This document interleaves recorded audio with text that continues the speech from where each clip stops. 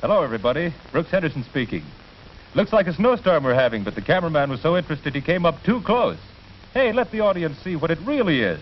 Not snow, but fine, downy powder. It's starch, a quick, self-cooking starch, ready in no time at all. Watch. She moistens it first with lukewarm water. No wax to add. The glider is in the powder. It's a complete starching mixture. Now add steaming hot water from faucet or kettle.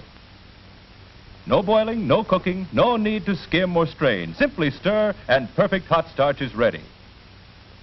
Now look, see how the 4 secret ingredients in quick elastic make ironing easy.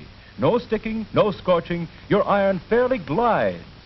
Do all your starching this wonderful new way.